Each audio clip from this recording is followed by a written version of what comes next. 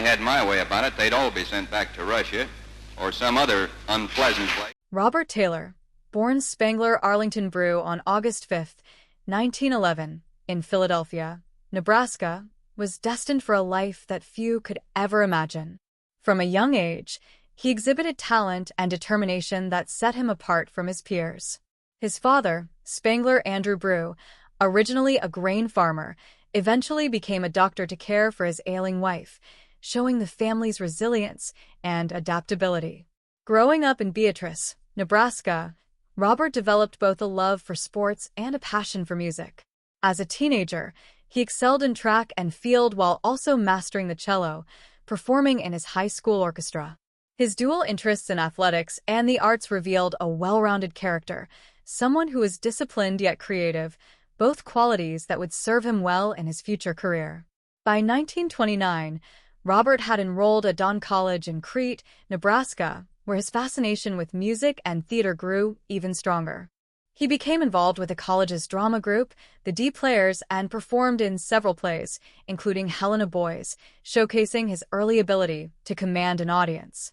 Despite music being his first love, the allure of the stage continued to capture him, leading him to Claremont, California, in 1931 to study cello at Pomona College. While there, he continued acting in productions like The Importance of Being Earnest and Camille, gradually shaping the foundation of a career that would soon take Hollywood by storm. His extraordinary combination of charm, talent, and hard work caught the attention of a Metro-Goldwyn-Mayer talent scout in 1932, earning him a screen test and ultimately a 7-year contract with MGM for just $35 a week, the lowest-paid actor at the time. His name was changed to Robert Taylor, marking the beginning of a rise that would see him become one of Hollywood's most celebrated leading men. His early film roles, including a debut in Handy Andy at 20th Century Fox, were modest, but they allowed him to steadily build a reputation. By 1935, he had secured his first leading role in Magnificent Obsession, co-starring Irene Dunne, a performance that quickly established him as a romantic heartthrob. Subsequent films, such as Camille with Greta Garbo in 1936, cemented his status as a box office favorite, with fan mail rivaling even the legendary Clark Gable. Taylor's versatility soon became apparent, as he moved seamlessly from musicals like Broadway Melody of 1936 and Broadway Melody of 1938 to comedies, such as A Yank at Oxford.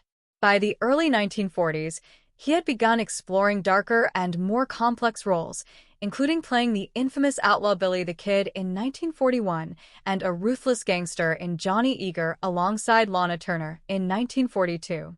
Yet, he never abandoned his comedic side, appearing in films like When Ladies Meet and Her Cardboard Lover, proving his range as an actor. Taylor's career trajectory, however, was more than just about talent. It reflected the rigid studio system of the time, which meticulously molded young actors into the perfect public images. In Taylor's case, MGM transformed him into the ideal leading man, with the perfect profile and polished charm. Yet while he dazzled audiences on screen, his private life remained far from perfect, a truth that would only emerge as his personal and professional worlds collided. By 1939, Robert Taylor had reached the height of his stardom, admired for his charm, good looks, and versatility. It was during this period that he met Barbara Stanwyck, already a formidable actress in her own right. Stanwyck's journey to Hollywood had been far from easy. Orphaned at a young age, she faced hardships that molded her into a fiercely independent woman. Her rise through Broadway and later Hollywood demonstrated not only her talent, but also her resilience, earning her the nickname Queen of the Screen. The union of Taylor and Stanwyck seemed like a fairy tale, two glamorous stars whose lives mirrored the Hollywood ideals of beauty, talent, and romance. The studios, recognizing the public's fascination with star couples, may have encouraged or even orchestrated their relationship, seeing it as mutually beneficial for their careers. Their elopement to San Diego made headlines and captivated the public, with newspapers praising what appeared to be a perfect match. Yet, behind the flashbulbs and smiling portraits, their marriage was far more complex. Taylor, molded by MGM into the ideal man, was charming yet reserved, while Stanwyck, shaped by early adversity, was independent and outspoken. This combination created tension behind closed doors, as her strong personality clashed with his more laid-back nature. Over time, she began to assert control over aspects of their life together, including his career choices, while he grew distant, seeking solace in private affairs that the public would never learn about. Their marriage, therefore, was a delicate balance between love, control, and the pressures of Hollywood's relentless expectations. Despite these challenges, both maintained a public image of devotion, their relationship a study in contrasts between appearances and reality. After more than a decade of marriage, the emotional strain culminated in their divorce in 1951. Yet, neither Taylor nor Stanwyck remarried, suggesting that their connection, though fraught with difficulties, had left an indelible mark on both of their lives. Even decades later, as Taylor lay dying in 1969, Stanwyck rushed to his side, overcome with grief. Their story reveals not only the personal cost of fame, but also the intricate interplay between career ambitions, public perception, and genuine human emotion, highlighting the bittersweet reality of Hollywood's golden age, where appearances often mask deeper truths. Despite personal struggles, Robert Taylor's professional life remained prolific. When the United States entered World War II, Taylor did not limit himself to portraying heroes on screen. He sought to serve in reality. Prior to enlisting, he starred in wartime films such as Stand By for Action, 1942, and Bataan, 1943, portraying hardened soldiers with conviction. Though considered slightly too old for combat duty, he joined the U.S. Naval Air Corps as a lieutenant, dedicating 3 years to training young pilots and directing instructional films. His authoritative voice even narrated the documentary The Fighting Lady in 1944, offering audiences at home a glimpse into the realities of war aboard an aircraft carrier. However, his post-war career was complicated by political controversy. In 1944, he starred in Song of Russia, a film that would later associate his name with communist allegations during the WAC investigations. Taylor's initial public denouncement of the film as propaganda led to immense pressure from both the studio and the committee. Ultimately, he named several individuals as Communist Party members to protect himself and his career, an act that caused personal anguish and public scrutiny. Despite the controversy, he rebounded with films like Quo Vadis, 1950, a historical epic that reaffirmed his box office appeal. Throughout the 1950s, Taylor challenged himself with diverse roles, including socially conscious films like Devil's Doorway, 1950, and crime dramas such as Rogue Cop, 1954. Yet, as the decade waned, Taylor's stardom gradually transitioned to television. He starred in the series The Detectives as Captain Matt Holbrook, achieving success and a new audience, and later narrated Death Valley days after his close friend Ronald Reagan left the series. Despite diminishing film roles, Taylor's persistence and versatility demonstrated his resilience in an industry known for fleeting fame, proving that his talent extended beyond the glamour of Hollywood to a steadfast dedication to his craft and public service. By the late 1950s, Robert Taylor had reached a turning point in his career. Though once a top box office star, his fame in films had begun to wane as audiences' tastes shifted and younger actors rose to prominence. Determined not to fade quietly into obscurity, Taylor embraced the rugged world of westerns, a genre that allowed him to explore new dimensions of his acting ability. Westerns demanded a different kind of presence, one that relied less on charm and more on physicality, moral complexity, and quiet intensity. Films like Many Rivers to Cross, 1955, The Law and Jake Wade, 1958, The Hangman, 1959, and Cattle King, 1963, showcased a man transformed by his craft. No longer the clean-cut romantic hero of MGM's golden age, Taylor embodied rugged, stoic characters who carried the weight of justice and personal struggle in a harsh, unforgiving landscape. Critics began to see him not only as a heartthrob but as a serious actor capable of depth and subtlety, a transition that many of his contemporaries struggled to achieve. This period of his career also highlighted his professionalism and resilience. The Western genre was physically demanding. Actors needed stamina to endure long shoots, outdoor conditions, and often grueling horse riding scenes. Taylor handled these challenges with dedication, demonstrating that his commitment to acting extended beyond glamour or public image. Audiences responded to this authenticity, appreciating the transformation of a familiar face into a figure who seemed grounded, reliable, and intensely human. At the same time, Taylor's personal life remained complicated. Though his marriage to Barbara Stanwyck had ended years earlier, its shadow lingered, influencing how he related to women, the press, and the industry at large. His choice to step into television during this period, including starring in The Detectives and narrating Death Valley Days, reflected both adaptability and a recognition that Hollywood stardom could no longer be measured solely by film appearances. Despite the changing landscape, Taylor's ability to reinvent himself demonstrated a rare kind of longevity in an industry notorious for discarding aging stars. He had survived studio politics, political scandal, and personal heartbreak, and now he was proving that a star could evolve, moving from romantic leading man to rugged hero while retaining the charisma and dignity that audiences loved. This period of his career was more than professional survival. It was a testament to Taylor's commitment to his craft, showing that even as the bright lights of MGM dimmed, his talent and determination could still shine, providing audiences with compelling, memorable performances that would endure long after the credits rolled. Even as Robert Taylor adapted professionally, his personal life revealed a vulnerability that no acting skill could disguise. Taylor had been a lifelong smoker, a habit he began in his youth and never successfully overcame. Smoking, which once seemed glamorous and harmless in the culture of mid-20th century Hollywood, became the hidden force that would ultimately curtail his life. By the late 1960s, decades of heavy smoking, sometimes 3 packs a day, had begun to exact a severe toll on his health.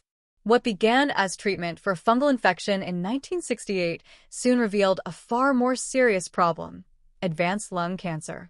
At that point, medical intervention could only focus on palliation, as the damage had been done. Taylor attempted to quit smoking, hoping to extend his life even briefly, but the habit that had once seemed trivial had already compromised his body beyond repair. His final months were marked by repeated hospitalizations, pain, and the grim reality that fame and charm could not overcome mortality.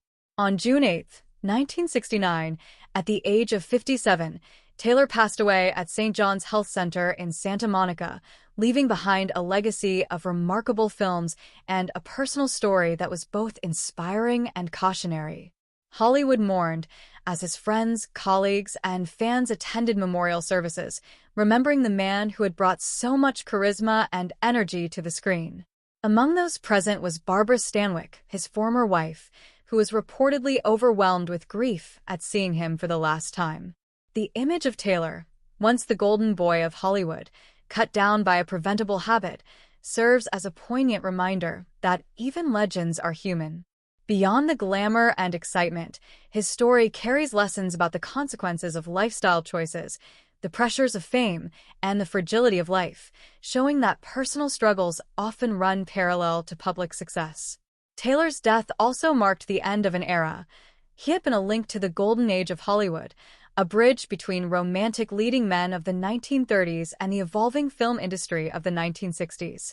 His contributions to film, television, and even wartime service in the U.S. Naval Air Corps reflected a multifaceted life that balanced entertainment, duty, and personal trials, all while navigating the intense scrutiny and expectations of fame.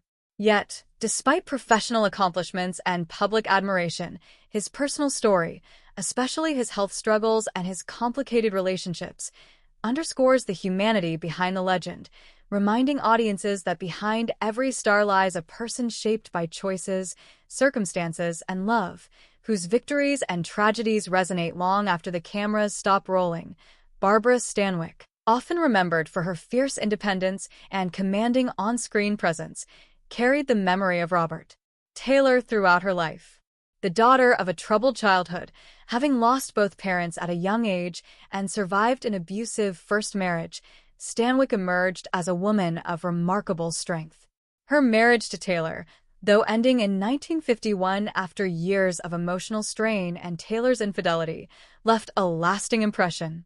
Unlike Taylor, She never remarried, choosing instead to focus on her career and her personal independence.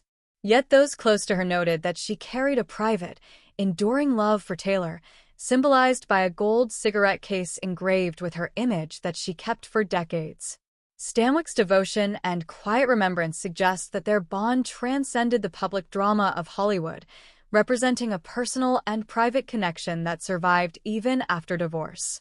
While she appeared to the world as disciplined, professional, and unshakable, those who knew her understood the depth of her emotions and the private grief she carried.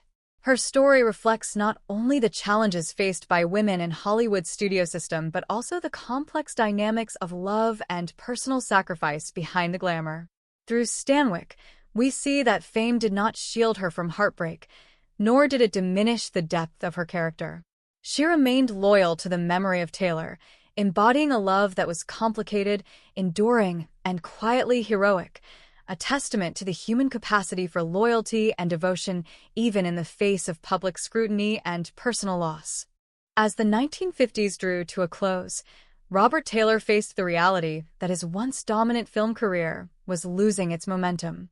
Hollywood was changing, new faces were emerging, and audiences' tastes were shifting toward more modern stories.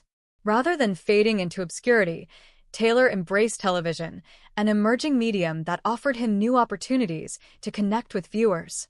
In 1959, he took the lead role in The Detectives as Captain Matt Holbrook, a character that allowed him to showcase both his natural charisma and his dramatic range. The show became a significant success, running for 3 years and introducing Taylor to a fresh audience who admired his rugged professionalism and on-screen authority. Television, while different from the silver screen, allowed Taylor to reinvent himself, proving that a seasoned actor could adapt to changing media and maintain relevance. This phase of his career also demonstrated his dedication to storytelling, as he brought the same meticulous preparation and seriousness to television roles that he had to major motion pictures. After The Detectives ended in 1962, Taylor continued to explore television, appearing in 2 episodes of Hondo and later stepping in as the narrator for Death Valley Days when his close friend Ronald Reagan left the series to pursue a political career. These projects not only extended Taylor's career but also showcased his versatility. He could inhabit a heroic frontier figure, a tough police captain, or a measured narrator with equal skill.